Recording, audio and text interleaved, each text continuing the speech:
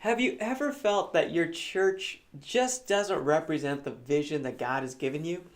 It's just not on par. It's not in line with what God has put in your heart. Maybe you've stepped into your church when nobody's around and it just looks confusing. There's too much going on, there's too much noise. Or maybe on the other side, there's just not enough. It's sterile and it's cold. Take that in contrast. Have you ever walked into a really nice facility? Maybe it's an arena.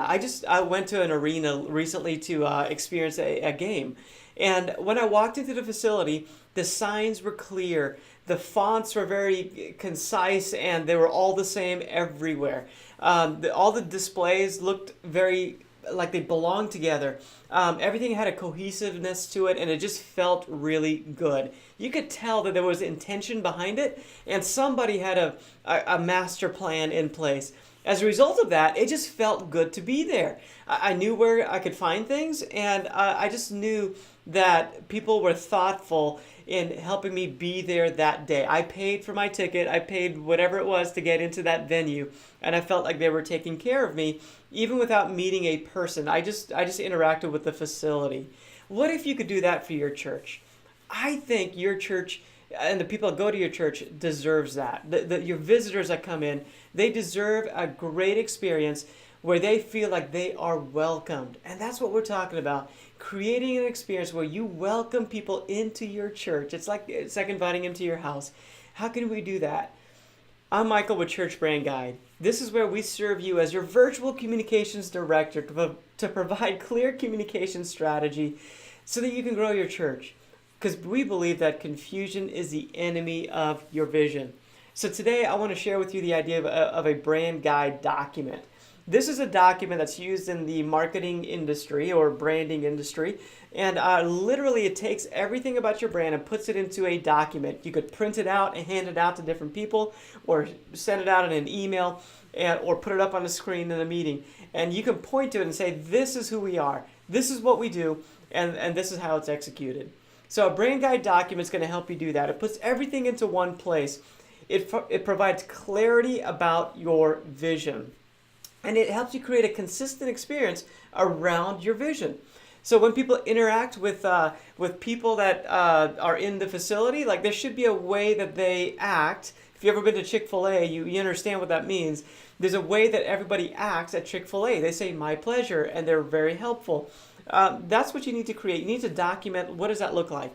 It also includes what we were talking about earlier, your signs, the way your printed materials look and your screens look, and maybe as you come into the parking lot, everything should have a cohesive feel to it. There should be an intention behind it, and a brand document helps you to do that.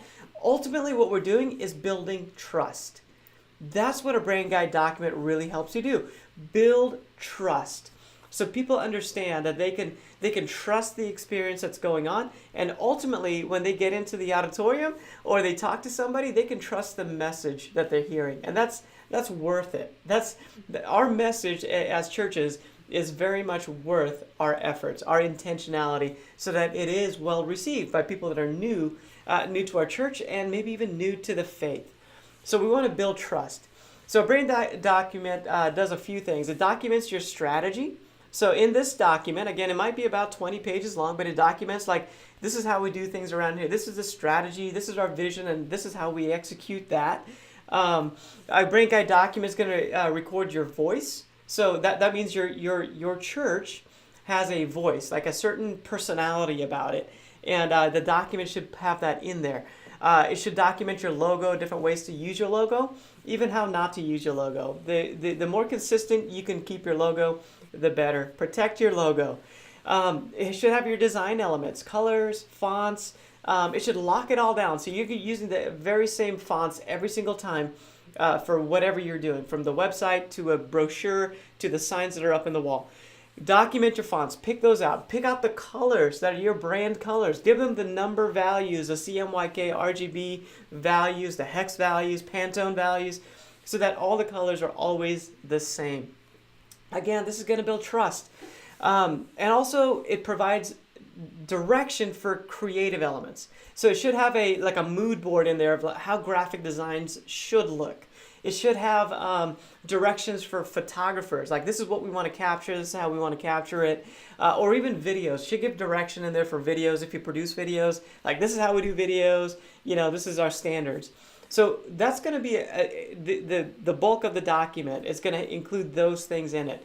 And it's going to record it all so that you can now lead without having to be in the room. As a leader, as a church leader, as a pastor, you get to give this document to people, and now they get to run and be amazing at what they do because they have this clarity. Especially creative people. Creative people love that. You might think it's counterintuitive, like you just want to cut them loose. But honestly, creative people need structure. Once they have some structure, they can be innovative, and you get some really, really great results. So serve your creative people well. Have this branding document in place, and you'll see some really amazing results. So we've provided for you a church brand guide.